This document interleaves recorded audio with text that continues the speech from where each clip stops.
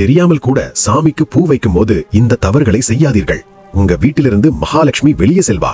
இத்தவறுகள் நடந்தால் வீட்டில் அமைதி குறைந்து செல்வ வளம் விலகும் என்று சாஸ்திரம் கூறுகிறது. குறிப்பாக மகாலட்சுமி அருள் நிலைக்க வேண்டுமெனில் பூஜையில் இந்த 4 விதிகளை கண்டிப்பாக கடைபிடிக்க வேண்டும். பூஜையில் தவிர்க்க வேண்டிய 4 தவறுகள். பூவை முகர்ந்து பார்க்க கூடாது. சாமிக்காக எடுத்த பூவை முதலில் நாமே மனம் பார்க்க கூடாது. அது அர்ப்பணிப்பு சுத்தத்தை குறைக்கும் என்று நம்பப்படுகிறது. காய்ந்த அல்லது இலை உதிர்ந்த பூ வேண்டாம். சிதைந்த வாடிய பூக்கள் பக்தியின் குறையாக கருதப்படும். எப்போதும் புதிய சுத்தமான பூக்கள் மட்டுமே பயன்படுத்த வேண்டும். வாடிய பூவை நீக்காமல் விடக்கூடாது. சாமிக்கு வைத்த பூ காய்ந்ததும் அதை அகற்றி புதிய பூ வைக்க வேண்டும். இல்லையெனில் பூஜை சக்தி குறையும் என்று கூறப்படுகிறது. வாசமில்லா பூ பயன்படுத்த வேண்டாம். மனமில்லாத பூக்கள் அர்ப்பணிப்பின் முழுமையை குறைக்கும். மனமுள்ள பூக்கள் தான் தெய்வ அருளை ஈர்க்கும் சின்னம் என நம்பப்படுகிறது.